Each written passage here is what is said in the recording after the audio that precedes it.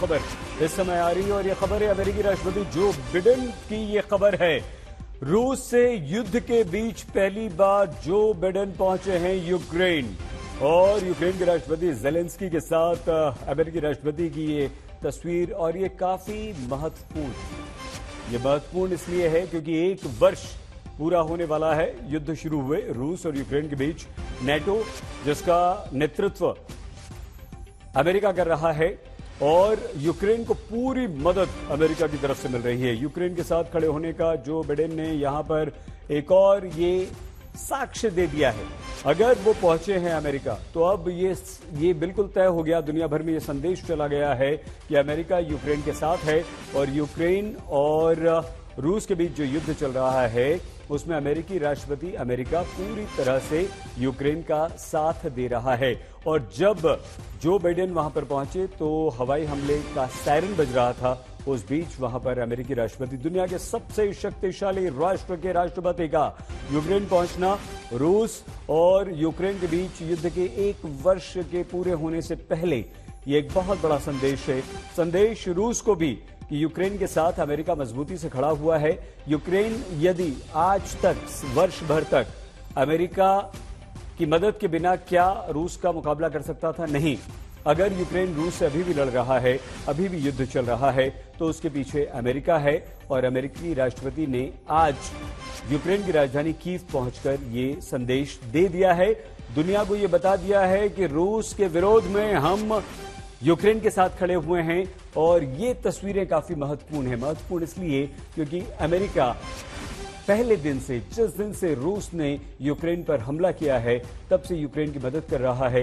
NATO देश जो हैं वो यूक्रेन के साथ खड़े हुए हैं और उसका नेतृत्व अमेरिका के हाथ में है। तो अमेरिकी राष्ट्रपति जो बिडेन का यहां पहुंचना एक बहुत बड़ी खबर और इस वक्त की सबसे बड़ी खबर यही है। रूस यूक्रेन युद्ध में अगर साल भर में कोई सबसे महत्वपूर्ण मोड़ आया है तो वो मोड़ ये आया है। हालांकि उपराष्ट्रपति कमला हैरिस जो हैं वो पहले जा चुकी हैं, यूक्रेन के राष्ट्रपति की पत्नी से मिल चुकी हैं और वो भी लगातार यूक्रेन को अपनी यानी कि अमेरिका की तरफ से मदद का आश्वासन दे चुके हैं। अभिषेक बल्ला हमारे संवाददाता इस वक्त जुड़ चुके हैं। अभिषेक, ये क्या संदेश है न सिर्फ रूस को बल्कि पूरी दुनिया को अमेरिकी राष्ट्रपति का यूक्रेन पहुंचना? अभिषेक, देखिए, संदेश बहुत साफ रहा है। सईद, जिस तरह का समर्थन यूएस की तरफ से रहा है यूक्रेन को इस लड़ाई में और अब 1 साल होने को आ रहा है लड़ाई को। 24 फरवरी को जो स्पेशल ऑपरेशंस शुरू हुए थे रूस की तरफ से, जो इन्वेजन था उसको पूरा 1 साल हो जाएगा। तो ये जो टाइमिंग है ये बहुत महत्वपूर्ण है। इस 1 साल तक लड़ाई शायद इसीलिए इतनी लंबी खिंची है क्योंकि बहुत जबरदस्त समर्थन न सिर्फ यूएस बट सारे यूरोपियन देशों ने दिया है। जो हथियार सामान लड़ाई का यूक्रेन को पिछले 1 साल में मिला है, इसी कारण वो सामना कर पाया है रूस का। और स्थिति ऐसी लग रही है कि आने वाले समय में अभी ये लड़ाई चलती रहेगी। तो मेरे ख्याल से संदेश यही है 1 साल होने पर कि यूएस जो है समर्थन करता रहेगा यूक्रेन का इस लड़ाई में रूस के खिलाफ।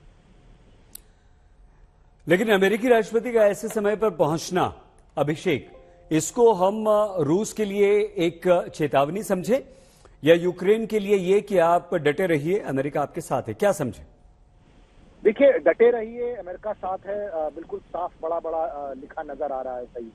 दूसरी बात, चेतावनी जैसे रूस की जहां तक की बात है तो रूस जानता है कि अमेरिका का पूरी तरह से समर्थन रहा है यूक्रेन को। इस बात को रूस काफी बार बोल भी चुका है और वो यही नहीं बल्कि वो वेस्टर्न मीडिया को भी ब्लेम काफी बार कर चुका है एक नैरेटिव सेट करने के लिए। रूस का मानना है कि ये उसकी अपनी अकेले की लड़ाई है और वो सक्षम है इस लड़ाई को अकेले लड़ने के लिए। तो इसमें कोई छुपी हुई बात नहीं है कि किस तरह का समर्थन यूएस और यूरोपियन देशों की तरफ से यूक्रेन को मिला है। और रूस इसको अच्छी तरह से जानता है और रूस को पता है कि इस तरह का समर्थन आगे आने वाले समय में भी मिलता रहेगा। और जो भी टैक्टिकल कारण होते हैं और टैक्टिकल चीजों की जरूरत होती है, रूस वो भी कर रहा है।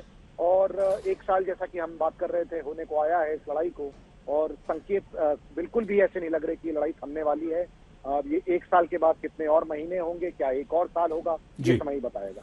जो बाइडेन का यूक्रेन पहुंचना रूस को परेशान करेगा, अभिषेक? जहां तक की इंफॉर्मेशन की बात है, रूस इस बात से बिल्कुल खुश नहीं होगा और एक तरह से उसकी बात को विंडिकेट करेगा कि रूस जो बार बार कहे जा रहा है कि पूरा समर्थन यूएस से मिल रहा है यूक्रेन को इस लड़ाई लड़ने में, तो जो बाइडेन का वहां पर होना इस बात की पूरी तरह से पुष्टि भी करेगा। और यूक्रेन को कितना हौसला देगा अमेरिकी राष्ट्रपति का पहुंचना, अभिषेक? देखिए, यूक्रेन का हौसला इसीलिए सईद बुलंद है क्योंकि पिछले एक साल में जिस तरह से मदद मिली है यूएस से, चाहे वो हथियार हो, चाहे वो फाइनेंशियल मदद हो, जिस तरह के हथियार आए हैं वो सब उन सब हथियारों की वजह से ही यूक्रेन इतनी लंबी ये लड़ाई लड़ पाया है। खास किस्म के ड्रोन्स आए हैं, आर्टिलरी सिस्टम्स आए हैं, एम्यूनेशन की कोई कमी नहीं है और साथ साथ ये भी बोला जा रहा है, हालांकि इसकी कोई जमीन पर पुष्टि नहीं की गई है, कि ट्रेनिंग में भी मदद मिली है यूएस से यूक्रेनियन फोर्सेस को। अभिषेक, बाइडेन का पहुंचना, क्या मतलब ये हम निकालें कि युद्ध अभी निकट भविष्य में तो खत्म होने वाला नहीं और खींचेगा? बिल्कुल, भविष्य में शायद ये भविष्यवाणी शायद काफी महीने पहले भी हो चुकी थी कि ये युद्ध थमने वाला नहीं है। और जब ये लड़ाई शुरू हुई थी तो अटकलें लगाई जा रही थी कि क्या एक हफ्ते भर भी यूक्रेन की सेना सामना कर पाएगी रूस का या नहीं। वो एक हफ्ते से एक महीना हुआ, 2 महीना, 3 महीना, 6 महीना और अब 1 साल होने को आया है। तो अगर 1 साल तक इन्होंने सस्टेन कर लिया है और सामना कर पाए हैं, तो ऐसा लगता नहीं है कि और लंबा क्यों नहीं खींच पाएंगे इस लड़ाई को। और देखिए, अब लड़ाई भी जो है वो एक इलाके में सीमित है, तो इसका भी फायदा कुछ हद तक यूक्रेन को मिलता है, क्योंकि कहीं ना कहीं यूक्रेन भी जानता है कि रूस फिर से वो गलती नहीं करेगा जो उसने शुरुआत में की थी, कि कीव पर जाके कब्जा बनाए, क्योंकि उसमें वो असफल रहा, कीव पे कब्जा नहीं हो पाया। शायद रूस सोच रहा था कि सरेंडर हो जाएगा यूक्रेन की तरफ से, ऐसा भी नहीं हुआ। तो अब जो लड़ाई है वो ईस्टर्न यूक्रेन और कुछ दक्षिण यूक्रेन के हिस्सों में सीमित है। तो जितना ज्यादा ये लड़ाई एक रीजन में लिमिटेड रहेगी, उतना ज्यादा फायदा होगा यूक्रेन को।